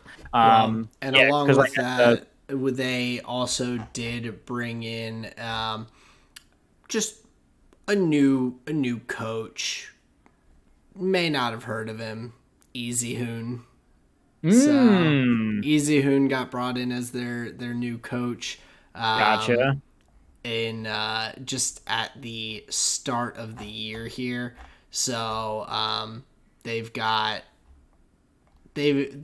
some good knowledge that is coming along with them to kind of help lead the team. He just got brought on in December, or I guess, or no, I guess he was there last year, but was re-signed for additional coaching for this coming year. So I guess it was a re-signing of Easy Hoon, who, of course, studied under Faker and got to play and swap out side by side with him for a little bit. The fire under Faker's butt to say, hey man, Yes, sir. we will replace you. Yes, sir. Hell yeah, that's funny. But yeah, okay, all right. So Weibo Gaming top 3. You heard it here first. I like that prediction. That's kind of where I'm looking. Moving up, we've got Edward Gaming. What are your thoughts looking at them? It seems like relatively like similar roster to what we've seen previously. Yeah, I think the tough thing is going to be incorporating a new mid laner. But the core obviously so strong. Perform really well over the course of 2022. Some big results. So it's clear EDG has a great system. They've been playing really good League of Legends for a good number of years. So I'm not like I don't doubt them. However, the Fofo and Fisher in the mid lane, they're going to be likely swapping out and swapping up to see what style they like best. So I think in the early stages of 2023, we're going to see some. I'm predicting a bunch of different looks from Edward Gaming as they try and maybe lock in a play style, lock in an identity. But we've got JJ in the jungle who now is going to have some, solid Worlds experience, some solid international experience. So yeah, I think EDG is going to possibly see some stumbles in the early stages, but look to keep it going. 11-5. That's going to be a tough record to beat. From last season. So you hope we don't see a backslide from EDG, but it's quite possible where the rock that they used to have in the mid lane is now no longer there. They're going to have to rebuild that kind of knowledge base and infrastructure out of role that had been locked down for so long. Yeah, I completely agree. Scout leaving is pretty big, and I actually was a little wrong because although Ale has been in the LPL for a little bit now, he is new to the team. So we do have a pretty new team around JJ and Mako. So I think, yeah, like you were saying, it's going to be a similar potential growing pains split for Edward Gaming, but I do think that there's the potential there. But Scout is going to be a very tough person to replace. Obviously, Fofo, I think, will be their primary mid laner, having the most experience in the LPL and on the highest level of professional League of Legends, where Fisher is coming from really a lot of like academy. I don't even know what to call the lower leagues of like LPL and LCK, but he played for T1 Academy, T1 Rookies. He was on Shadow Corp in Korea as a, which I believe is another Academy roster. Live Sandbox Challengers, EDG Youth. So he has gone through a number of kind of Academy level teams to finally make it to his first main stage roster, essentially. So I think that will be interesting to see his performance, because he is still, I mean, even going through all those teams, that's all in the past 2 years, essentially. So it's definitely a lot of room for him to grow and potentially be a stud, but Scout is a known very high level quantity that is tough to replace for sure. Definitely agreed. So yeah, for Edward Gaming, hope to see a similar level, hope to see not a backslide, you would say.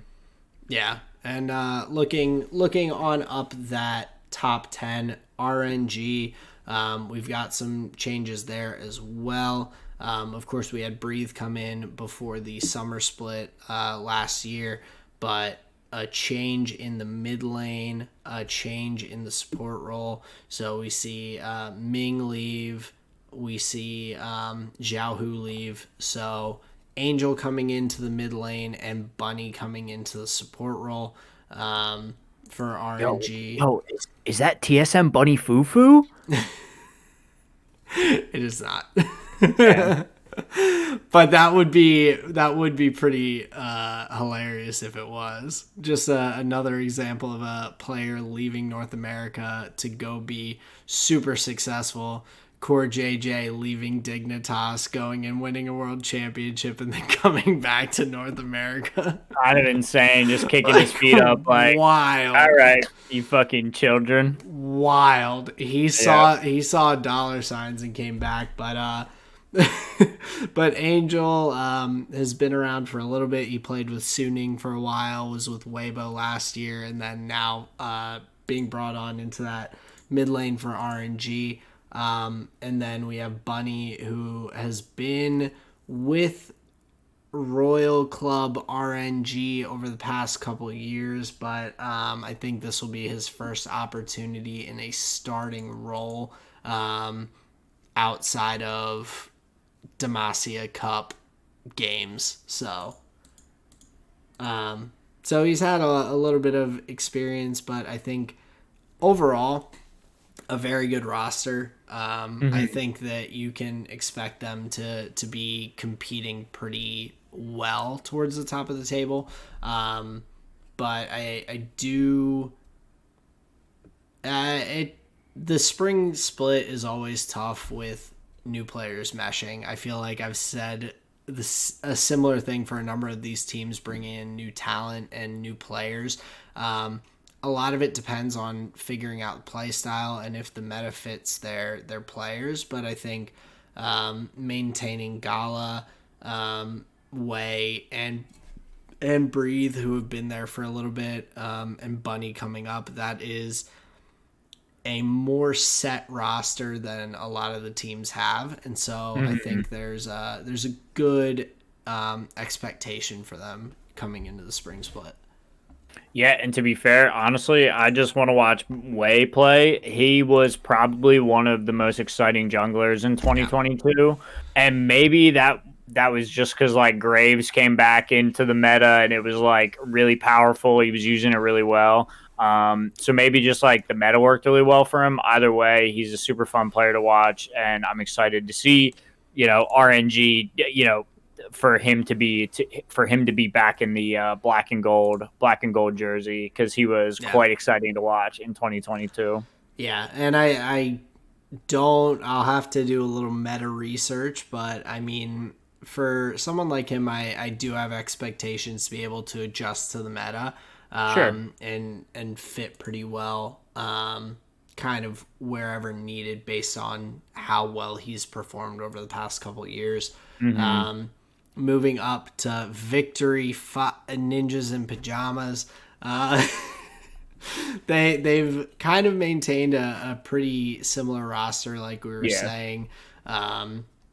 So I do hope that they'll be able to continue a pretty good performance going into this year. But I think we talked about them a little bit, so I don't know if there was much else that I had to mention with that.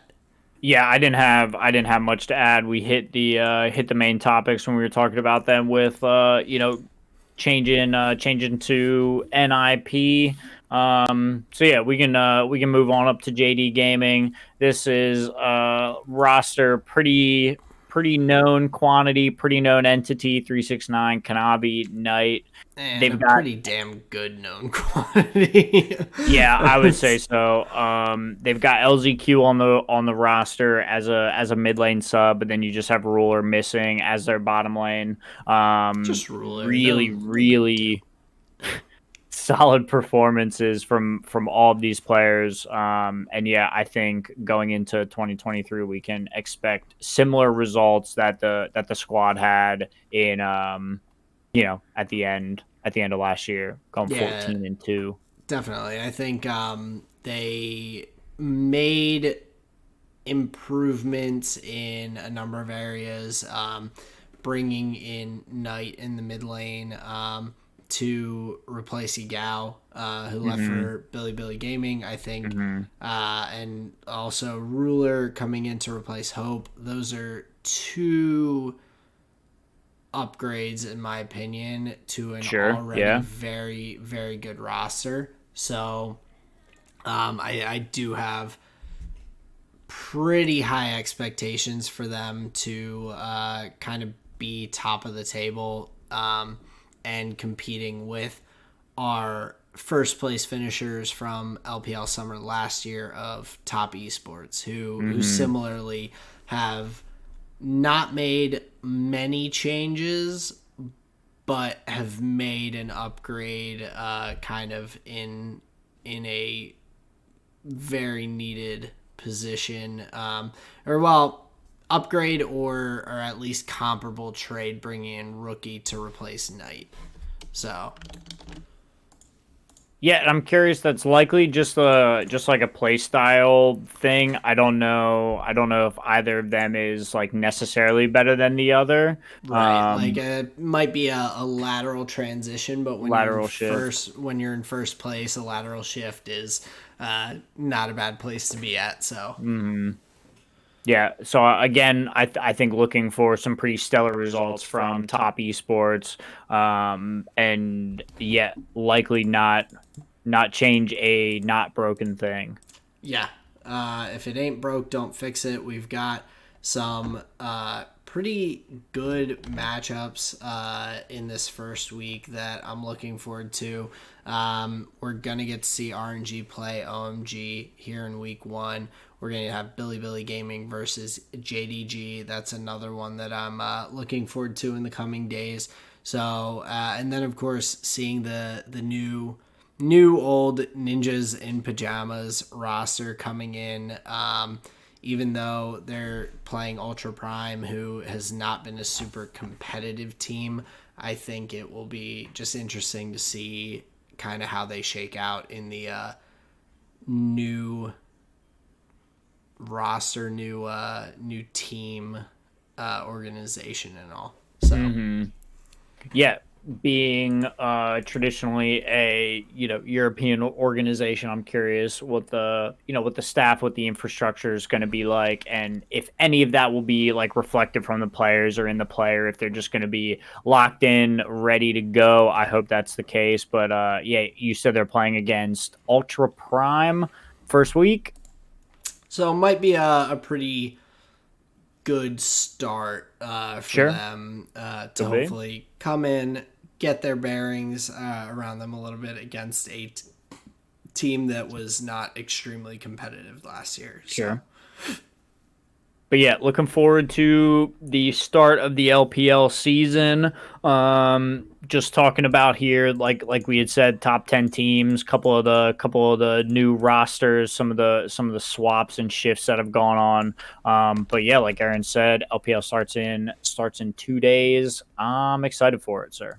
Yeah, absolutely. And I know on another esport just note, you wanted to talk a little bit about Counter-Strike IEM Katowice that's coming up. I'm not sure if there was much that you had to say about it, but oh no, other than I'm pretty sure it starts January 25th. Such as something that I'll be looking forward to. I don't think I'm gonna be, going crazy in depth, so don't worry. Just want to hit the highlights, but it's something I want to stay tuned to a little bit more this year because it was pretty fun what we had seen last year. So yeah, I believe that's January 25th that I'll be turning my eyes towards that. So if anybody wants to watch along with us, I think that'd be really fun.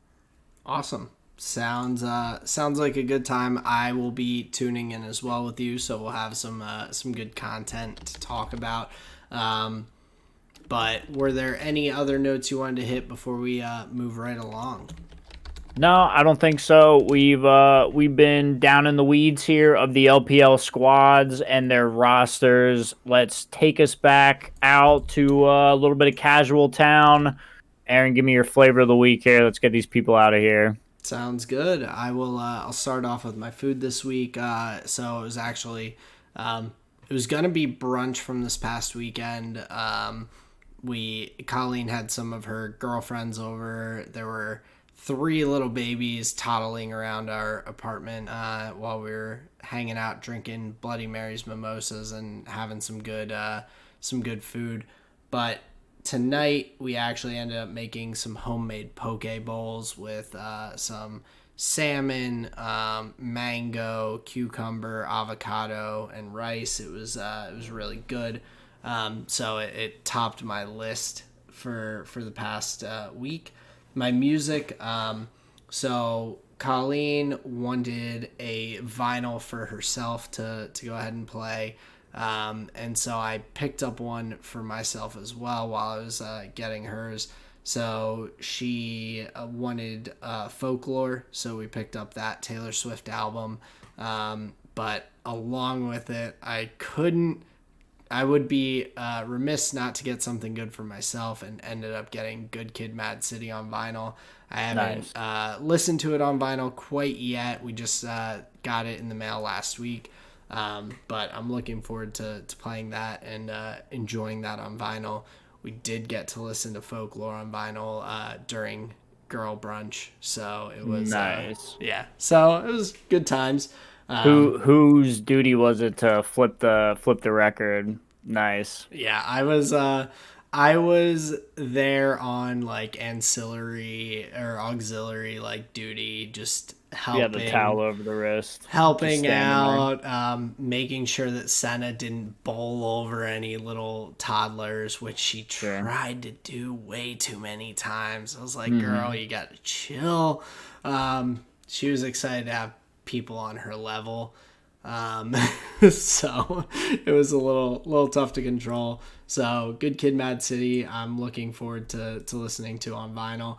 Nice. My visual medium is a movie that Colleen and I watched this past week called The Menu. It is a new horror thriller type movie.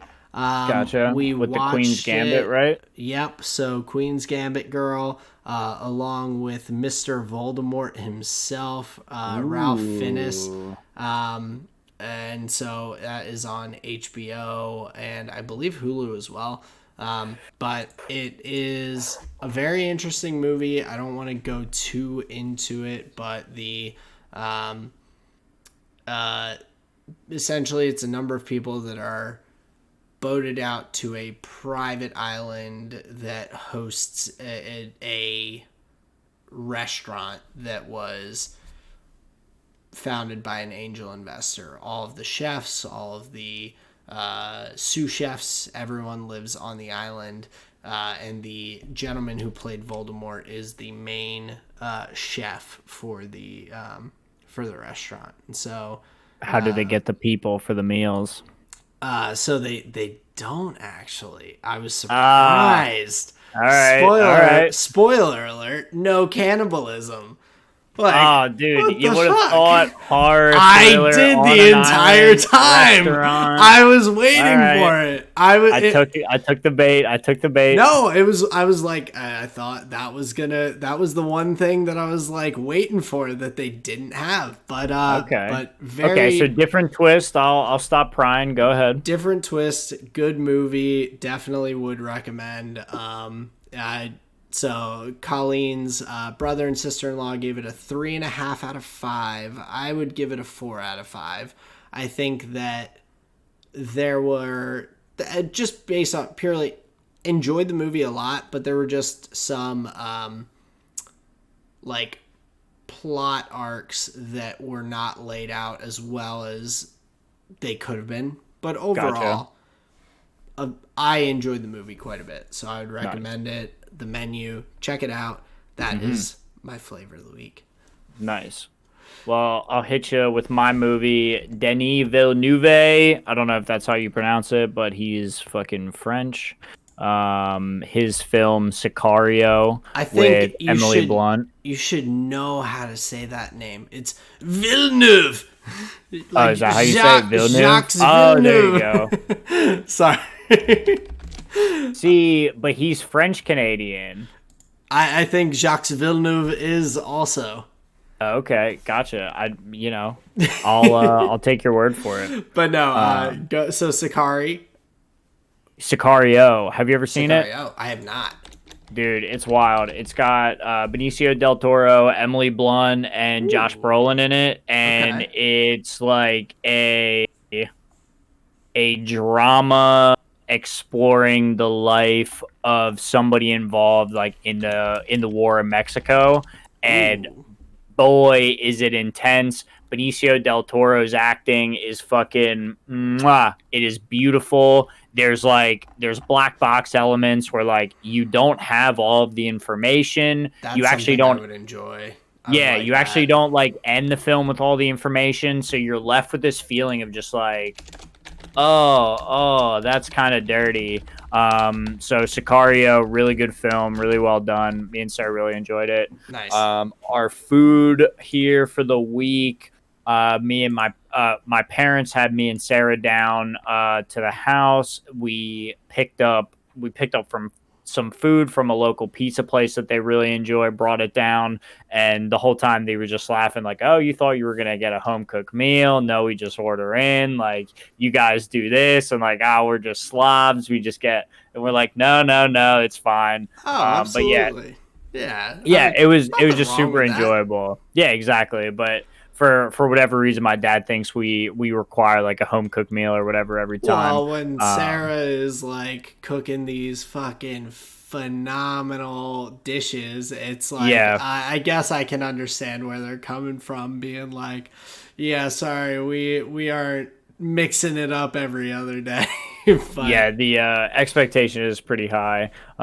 So it was just nice to see them, nice to sit down for a meal and just shoot the shit as it were. And then my music here for the week, back to an old favorite, my man Joe Pug from ooh, Pennsylvania. nice, Popped on a couple of his records while we were playing Magic. It was a pretty good soundtrack to listen to. But yeah, other than that, it was my flavor of the week. beautiful. Love to hear it. Yippers. Joe Pug's a good throwback as well. Someone we've Yes, talked sir. about previously, but of course, that does bring us to the end of the episode. Welcome back, everyone. We hope you really enjoyed it. I've had a blast tonight. It's nice being back into the swing of things and looking forward to just being here and putting out a lot of episodes in 2023, the new year. Yes, sir. Hope you all had great holidays, and we of course are really thankful for everyone tuning in for the new year. So Yeah, and everybody, you made it a great year last year, so thank you all for staying with us, tuning in. We look to improve upon last year, and just look forward to a good new year. Google, Spotify, YouTube, that's where we're at. Drop us a line on Twitter at tall and short of one. Just thank you guys so much for listening. Tell a friend about the show, and that's all. Thank you, everybody. Good night. adios.